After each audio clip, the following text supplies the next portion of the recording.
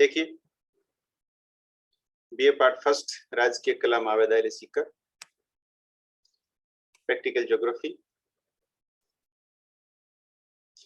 के अंदर सबसे पहले हम हमारा सिलेबस देखेंगे कि प्रैक्टिकल में क्या क्या है। उसके बाद में हम टॉपिक पे आएंगे। तो जो सामने स्लाइड आपको दिख रही है, इस स्लाइड के अंदर आपको सिलेबस लिखा हुआ है। सिलेबस में 3 यूनिट है, ए बी सी। 3 यूनिट है, ए बी सी। आप फर्स्ट ईयर के स्टूडेंट हो, मैं आपको बता देता हूं, टोटल प्रैक्टिकल जो सब्जेक्ट है वह 50 नंबर का है, 50 नंबर का। आप इसका या तो स्क्रीनशॉट ले लीजिए या फिर आप डाउनलोड भी कर सकते हो, अदरवाइज आप अपना स्क्रीनशॉट ले सकते हो। देखो, ऊपर ऊपर ये बाइफरकेट किया हुआ है स्कीम ऑफ एग्जामिनेशंस। इसमें फर्स्ट दिया हुआ written test 24 numbers, field survey and viva voce 10+4। 10 है जो फील्ड सर्वे का चार्ट है, वो 4 नंबर है। वाइवा रिकॉर्ड मतलब फाइल है 8 नंबर की, वाइवा है 4 नंबर का। ये टोटल 50 नंबर का डिवाइडेशन है। तो आपको समझ में आ गया होगा कि फाइल बनानी या नहीं बनानी, क्या करना है क्या नहीं करना, सब समझ में आ गया होगा। अब देखो, नीचे है 3 यूनिट ए बी सी। प्रत्येक यूनिट में से 2 क्वेश्चन दिए जाएंगे, एक क्वेश्चन करना कंपलसरी है। प्रत्येक में से 2 क्वेश्चन दिए जाएंगे, एक क्वेश्चन करना कंपलसरी है। तो इसका स्क्रीनशॉट ले लीजिए। आप अपने पास पेन और नोटबुक दोनों अपने पास रखिए, नहीं है तो ले लो। नोटबुक और पेन पास में होना चाहिए। अब इसमें जो सेक्शन ए है उसके अंदर है definition and types of scale, मापनी की परिभाषा और प्रकार, सिंपल, कंपैरेटिव और डायग्राम। ये टॉपिक हम लेंगे, इसको हम करेंगे। देखो, पहला टॉपिक हमारा है मापनी। मापनी भूगोल का बहुत ही महत्वपूर्ण टॉपिक है। हम कहें कि मापनी के बिना भूगोल नहीं है तो वास्तव में ये बात सत्य है। मापनी के बिना भूगोल नहीं, ज्योग्राफी नहीं। बहुत ही इंपॉर्टेंट टॉपिक है। और यदि मापनी आपके समझ में नहीं आया तो ज्योग्राफी में हमेशा प्रॉब्लम ही रहेगी। सर्वे करने जाओगे, समस्या रहेगी। तो मापनी क्या, मापनी की आवश्यकता क्यों? हम सभी जानते हैं कि हमारी जो पृथ्वी है बहुत बड़ी। यदि हम हमारी पृथ्वी का मैप बनाना चाहें तो जितनी बड़ी हमारी पृथ्वी है उतना बड़ा हमें कागज चाहिए बनाने के लिए। अब आप परिकल्पना करो, कल्पना करो कि इतना बड़ा कागज आप कहां से लेके आओ। इतना बड़ा कागज आप कहां से लेके आओ, नहीं ला सकते। तो हमें क्या करना है, हमें धरातल की दूरी, जो फील्ड की दूरी है, और जो कागज पे हमें बनाना है उसको हम बोलते हैं मानचित्र की दूरी। तो उन दोनों के बीच में कोई ना कोई अनुपात हमें चाहिए। इतना बड़ा कागज पॉसिबल नहीं है, इतनी बड़ी पृथ्वी का सेम बनाना है तो सेम कागज, ये पॉसिबल नहीं है। इस कारण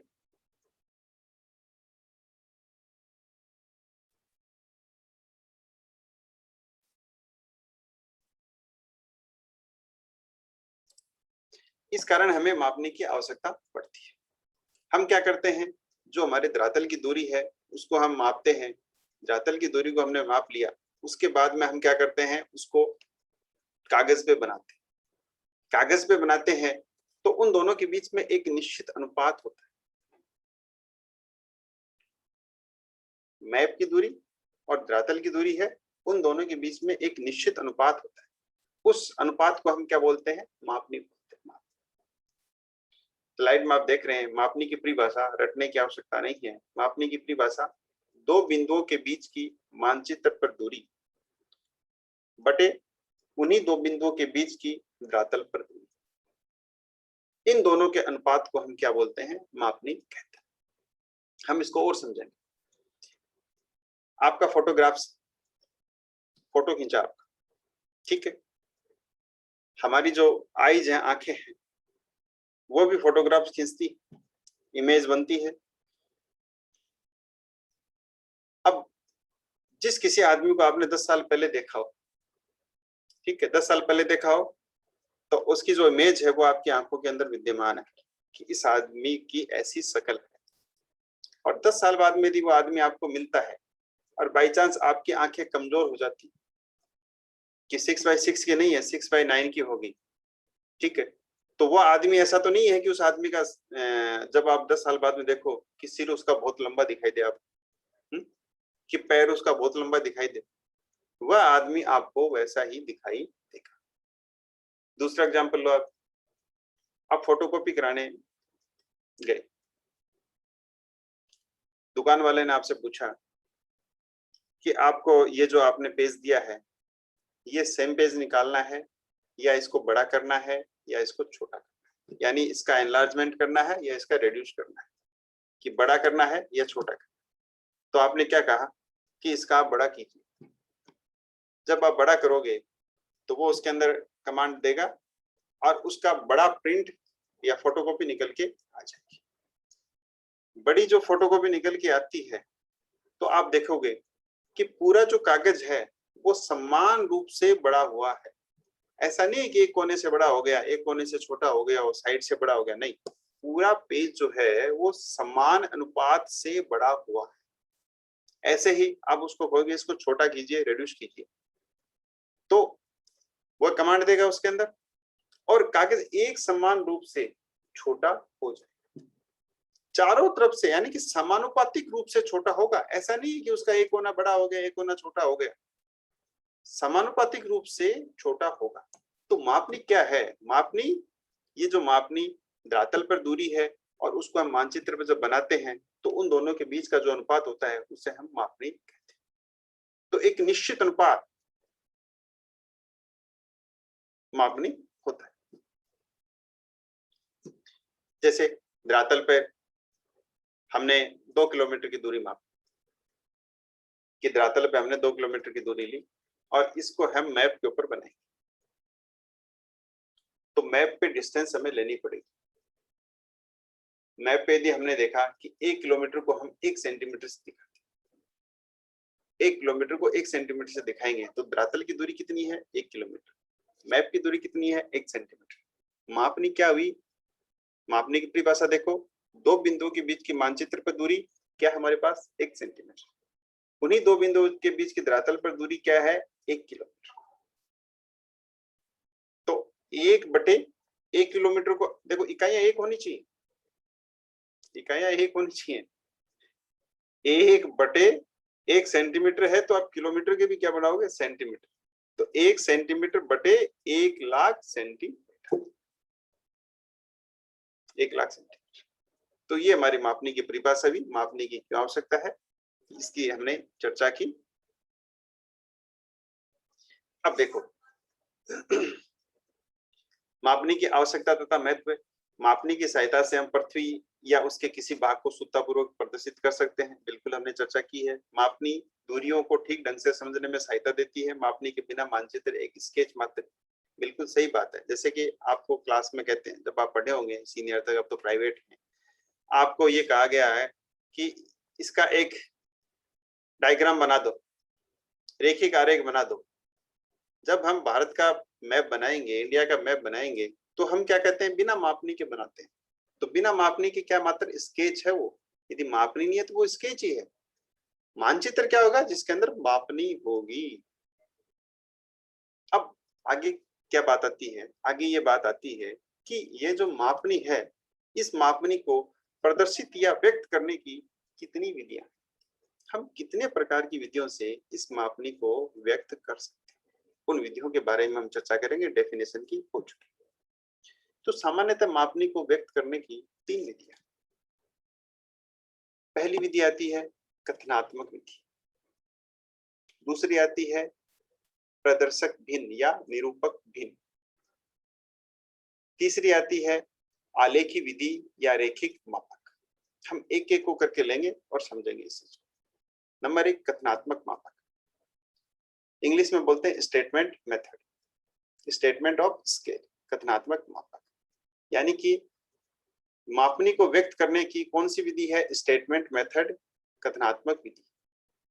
जैसा इसका नाम है कि कथनात्मक, हम देख रहे हैं कि ऐसी विधि मापनी की जिसके अंदर मापनी को कथन के माध्यम से व्यक्त किया जाए, उसे हम क्या बोलते हैं? कथनात्मक विधि। आपने पढ़ा होगा, देखा होगा, लिखा होता है कि 1 सेंटीमीटर बराबर 1 किलोमीटर।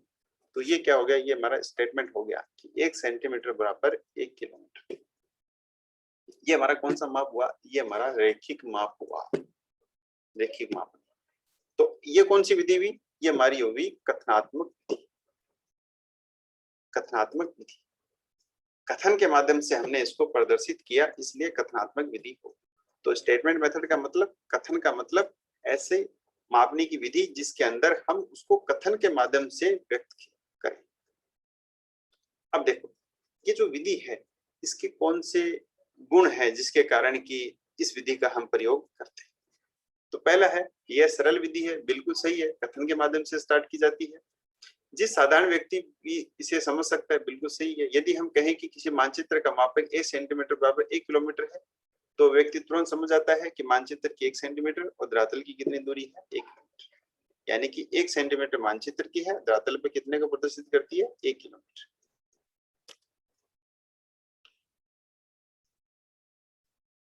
इसे व्यक्त करने में बहुत कम समय लगता है, बिल्कुल सही बात है। स्टेटमेंट लिख दिया, हाँ 1 सेंटीमीटर बराबर 1 किलोमीटर, बिल्कुल टाइम नहीं लगता। इससे दूरियों को का ठीक ठीक ज्ञान हो जाता है, बिल्कुल सही बात है, सिंपल है। हम बिल्कुल समझ जाते हैं कि 1 सेंटीमीटर बराबर 1 मीटर भी दिया हुआ है, तो भी हम तुरंत अनुमान लगा लेते हैं कि हाँ ये कितना एरिया है, कितनी डिस्टेंस है। दोष, क्या दोष है इसके? इस विधि से व्यक्त मापक को पढ़कर केवल वे ही व्यक्ति मानचित्र पर दूरियों की गणना कर सकते हैं जो इस माप प्रणाली से परिचित हैं। हम चर्चा करेंगे कि दूरी, ये जो अलग अलग देश में अलग अलग माप पद्धतियां प्रचलित हैं, जैसे मीट्रिक पद्धति है पूरे विश्व में प्रचलित है, ब्रिटिश पद्धति है, चाइना की अलग है, हर देश की अलग अलग माप प्रणाली है। अब हर देश की अलग अलग माप प्रणाली है, तो एक देश का दूसरे देश में जब जाएगा तो उसको समझ में नहीं आएगी, क्योंकि रैखिक मापक है, रैखिक मापक कथनात्मक मापक है, कथनात्मक मापक के अंदर कथन के माध्यम से लिखा हुआ। तो हम तो हमारे देश की जो प्रणाली है उसी को जानते, दूसरे देश की को नहीं जानते। इसलिए इस विधि से व्यक्त मापक को पढ़कर केवल वे व्यक्ति मानचित्र पर दूरियों की गणना कर सकते हैं जो उस माप प्रणाली से परिचित हो। बिल्कुल सही बात। दूसरा, जब किसी मानचित्र को छोटा या बड़ा किया जाता है तो उसकी मापनी भी बदल जाती है, इस मापक क्रिया में समस्या पैदा हो। बिल्कुल सही बात है, जब हम उसको बड़ा और छोटा करेंगे तो उसकी मापनी में निश्चित तौर पे अंतर आएगा। सबसे सरल विधि। दूसरी विधि है निरूपक भिन्न, या हम बोलते हैं इसको रिप्रेजेंटेटिव फ्रैक्शन, प्रदर्शक भिन्न। शॉर्ट में रिप्रेजेंटेटिव फ्रैक्शन को हम बोलते हैं आरएफ, रिप्रेजेंटेटिव का आर और फ्रैक्शन का एफ। तो रिप्रेजेंटेटिव फ्रैक्शन यानी कि आरएफ, ये विधि सर्वमान्य विधि है। इस विधि के बारे में हम देखें तो इस जैसा इसका नाम है, इसके अंदर हम मापनी को एक भिन्न के माध्यम से प्रदर्शित करते हैं, जो हमारी मापनी है उसको भिन्न के माध्यम से प्रदर्शित करते हैं। इसकी विशेषता होती है कि इसका जो अंश है, अंश हमेशा एक होता है, हर में दूरी लिखी जाती है। अंश हमेशा एक होता है और नीचे दूरी लिखी जाती है। हमने जो मापनी की परिभाषा देखी वही सेम है कि मैप डिस्टेंस बटे ग्राउंड डिस्टेंस। मैप डिस्टेंस क्या होगी हमारी? 1, और नीचे ग्राउंड डिस्टेंस हमारी जो भी संख्या है वो आ जाएगी। तो मानचित्र पर दूरी बटे धरातल पर दूरी, और मानचित्र पर दूरी क्या हमारी? 1, और धरातल पे जितनी दूरी होगी उसके नीचे आ जाएगी। तो इस भिन्न का अंश हमेशा 1 होता है, ये आपको याद रखना है।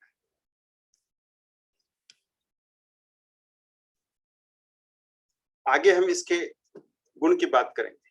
जैसे ये आपको दिख रहा होगा कि 1 इकाई धरातल पर, देखो ये रहा निरूपक भिन्न 1/1,00,000। इसका मतलब आरएफ क्या हमारे पास? 1/1,00,000, ये हमारे पास आरएफ। अब इसको जैसे कि क्या विशेषता है इसकी, आपने देखा होगा कि अनुपात में कोई इकाई नहीं आती, भिन्न की कोई इकाई नहीं होती।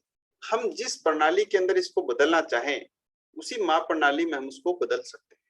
जैसे 1/1 लाख दिया हुआ है, अब आपको मीट्रिक पद्धति है जिसमें कि मीटर सेंटीमीटर वाली आती है, तो 1 सेंटीमीटर बराबर 1 लाख सेंटीमीटर ले सकते हो। यदि कोई कहे कि मैं तो ब्रिटिश पद्धति के अंदर उसको लूंगा, तो ब्रिटिश पद्धति में लोगे तो क्या आएगा, 1 इंच बटे 1 लाख इंच, यानी कि मीट्रिक पद्धति में लेते हैं तो 1 सेंटीमीटर बटे 1 लाख सेंटीमीटर, और ब्रिटिश पद्धति में लेते हैं तो 1 इंच बराबर 1 लाख इंच। इसका मतलब जिस देश में आप गए उस देश में जो पद्धति चल रही है उसके अनुसार इसको परिवर्तित किया जा सकता है, ये इसकी सबसे बड़ी विशेषता है। अब देखो गुण, इस विधि में किसी मापनी प्रणाली का प्रयोग नहीं होता, बिल्कुल सही है, भिन्न है, भिन्न के अंदर कोई कुछ लिखा नहीं होता, इसका प्रयोग किसी भी देश में किया जा सकता है। इसी कारण इसमें भिन्न के अंदर कोई इकाई नहीं होती, इसी कारण हम किसी भी देश में इसका प्रयोग कर सकते हैं। जैसे कि इंच, ब्रिटिश पद्धति हम देखेंगे, ब्रिटिश पद्धति को इकाइयों के बारे में चर्चा करेंगे, उसमें इंच होता है, रूस के अंदर वर्स्ट, फ्रांस के अंदर सेंटीमीटर, चीन में 4। तो आप किसी में भी इसको परिवर्तित कर सकते हो, जैसे कि हमने ऊपर देखा। इस विशेषता के कारण ही हम इसको अंतरराष्ट्रीय मापक या इंटरनेशनल स्केल भी बोलते हैं। लंबाई की इकाइयों से मुक्त होने के कारण मानचित्र में मापक प्रदर्शित करने की यह विधि बहुत ही लोकप्रिय है और इसका बड़े पैमाने पर प्रयोग किया जाता है। अब देखो, इस विधि के अंदर कुछ दोष भी हैं, उस दोष की हम चर्चा करें। जैसे दोष की बात करें तो सबसे पहले आएगा कि यह विधि तो एक केवल भिन्न मात्र है, यह तो केवल फ्रैक्शन है जिससे किसी मापक प्रणाली का प्रयोग नहीं किया जाता, इसलिए इससे सीधे ही दूरियां नहीं मापी जा सकती। बिल्कुल सही बात है, ये तो एक भिन्न है, पहले हमें जिस प्रणाली के अंदर मापना है उस प्रणाली में हमें इसको बदलना पड़ेगा, ये इसका दोष है। जब किसी फोटोग्राफी द्वारा मानचित्र का विवर्धन लघुकरण किया जाता है तो निरूपक भिन्न बदल जाती है। बिल्कुल सही बात है, जब हम उसका रेड्यूस करेंगे, एनलार्जमेंट करेंगे तो भिन्न उसकी बदलेगी। बिल्कुल सही बात है, ये एक साधारण व्यक्ति के समझ में नहीं आती। अब भिन्न है, भिन्न के नाम से ही लगता है कि गणित आ गई, गणित वैसे भी नहीं आती, फिर उसको चेंज करना इकाई वगैरह, तो इसलिए थोड़ी सी टफ है। तीसरा हमारा आता है आलेखी विधि या रेखिक मापक, लीनियर स्केल। आलेखी विधि, आलेखी विधि जैसे कि नाम से स्पष्ट है कि इसमें ग्राफ बनाया जाता, आलेख बनाया जाता है, यानी कि आलेख, डायग्राम बना होगा, ग्राफ बना होगा। तो अब हम ग्राफ बनाएंगे, जो फाइल की बात कर रहे थे, फाइल की बात यहीं से स्टार्ट होगी कि हम फाइल के अंदर ग्राफ बनाएंगे, कैसे बनाएंगे, कि सर एक रेखा खींचनी है या उसको सजाना करना है, वो सारी की सारी बातें हम इसके अंदर करेंगे। तो हम रेखिक मापक है जो आलेखी विधि है, इसके अंदर हम देखते हैं कि हम एक आलेख बनाते हैं और उस आलेख को फिर हम आगे फर्दर उसकी प्रक्रिया है, उसको डिवाइड करते हैं, प्राथमिक भाग वगैरह करते हैं, उसके अंदर हम इसको डिवाइड करके फिर एक ये हमारी मापनी बनती है जिसको हम फाइल में बनाते हैं, उसकी हम चर्चा आगे करेंगे। देखो गुण क्या है, इससे दूरियां आसानी से मापी जा सकती हैं। हमने सभी देखा कि जो मैप बना हुआ उसके नीचे जो स्केल बनी हुई होती है वो क्या है, आलेखी विधि, और आपने सीनियर में भी स्केल बनाया होगा, तो इससे दूरियां आसानी से आप माप सकते हो। यदि मानचित्र की फोटोग्राफी द्वारा बड़ा या छोटा किया जाए तो रेखिक मापक छोटा या बड़ा मानचित्र के लिए भी शुद्ध रहता है। बिल्कुल सही बात है, क्योंकि उसी अनुपात में बड़ा या छोटा हो जाता है। कि मैप क्या है कि आपने मैप का राजस्थान का मैप है, उसके नीचे मापक बना हुआ है, आलेखी विधि का मापक बना हुआ है, और आपने उसको बड़ा किया और छोटा करवाया, तो जो आलेखी विधि वाला मापक है वह भी बड़ा और छोटा हो जाता है। ऊपर जो समस्या हमने देखी इसके अंदर वह समस्या नहीं है। दोस्त, कथनात्मक विधि की भांति इसका प्रयोग तभी हो सकता है जब हम उस मापन प्रणाली से परिचित हों और जिसका प्रयोग इसकी रचना के लिए किया गया। बिल्कुल सही बात है, अब आलेख बनेगा, ग्राफ बनेगा तो ये टफ रहती है सबसे, उसमें इकाई भी लिखी हुई होगी, और बनाने के लिए हम कहें कि जो कला है हमारी मानचित्र कला, वो भी उसमें भी हमें निपुण होना चाहिए। इसी के हम एग्जाम्पल आगे करेंगे कि सरल मापक, तुलनात्मक मापक और विकिरण मापक। उस पे आने से पहले मैं आपको इकाइयां बताऊंगा। जो स्लाइड आप सामने देख रहे हो, हम बेसिकली दो माप पद्धति काम में लेंगे, एक ब्रिटिश पद्धति लेंगे, दूसरी मीट्रिक पद्धति। आप सभी को ध्यान रहे कि 1957 से पहले अलग अलग पद्धतियां काम में ली जाती थी। 1956 के बाद में हम कहेंगे 1957 से पूरे विश्व के अंदर एक अंतरराष्ट्रीय पद्धति मानी गई है जिसको हम बोलते हैं मीट्रिक पद्धति। तो 1956 के बाद में इसका प्रयोग होने लगा है। 1956 के बाद में मीट्रिक पद्धति मानने के कारण सारे देशों के अंदर मीट्रिक प्रणाली को मान लिया। तो मीट्रिक प्रणाली में कौन कौन सी इकाई आती है उसकी हम चर्चा करेंगे। तो मीट्रिक जो प्रणाली है उसमें आता है मिलीमीटर, सेंटीमीटर, ये किलोमीटर वाली, ये सारी इकाई आती है। अब आप कॉपी लो, पेन लो और उसके अंदर आप लिखो। मैं बोलूंगा, स्लाइड में भी लिखा हुआ है और आपको लिखना है। ऊपर लिखो मीट्रिक प्रणाली, माप की मीट्रिक प्रणाली, माप की मीट्रिक प्रणाली। माप की मीट्रिक प्रणाली में आपको लिखना है मिलीमीटर, मिलीमीटर। उसके नीचे वाली लाइन में लिखना है सेंटीमीटर, सेंटीमीटर। उसके फिर नीचे वाले में लिखना है डेसीमीटर, डेसीमीटर। फिर नीचे वाले में लिखना मीटर, मीटर। फिर उसके नीचे वाले में लिखना है डेकामीटर, डेकामीटर। फिर उसके नीचे लिखना है हेक्टामीटर, हेक्टामीटर। फिर उसके नीचे वाली लाइन में लिखना है किलोमीटर, किलोमीटर। देखो मिलीमीटर चेक कर लो, millimetre, centimetre, decimetre, metre, decametre, hectometre, kilometre.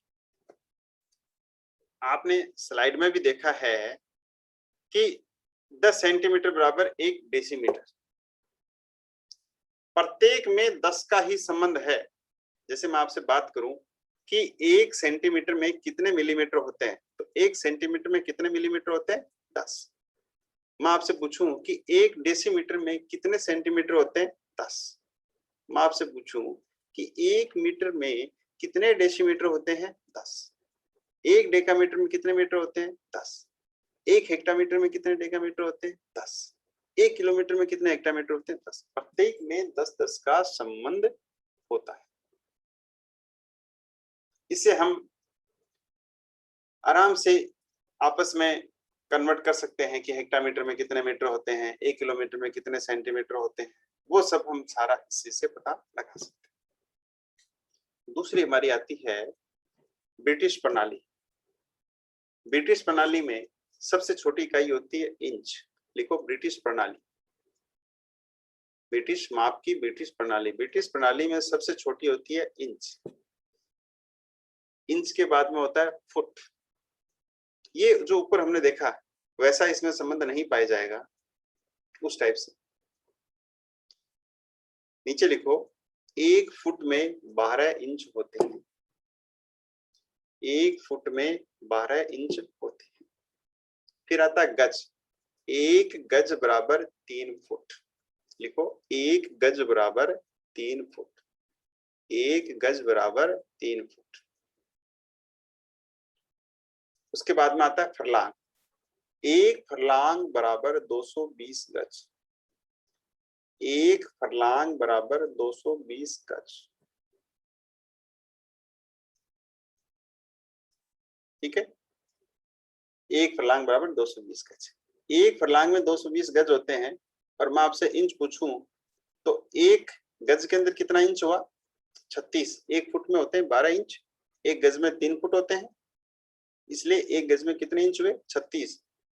जब आपको पूछा जाए कि 1 फरलांग में कितने इंच होते हैं तो आप 220 को 36 से मल्टीप्लाई कर दो तो कितना आएगा? 7920 इंच। आप खुद करके देखना इसको। फिर आता है मील। 1 मील के अंदर 8 फरलांग होते हैं, 1 मील में 8 फरलांग होते हैं। 1 मील में कितने इंच होंगे? 7920 को जब 8 से मल्टीप्लाई करोगे तो कितने आएंगे? 63360, जो ये लिखा हुआ है देखो।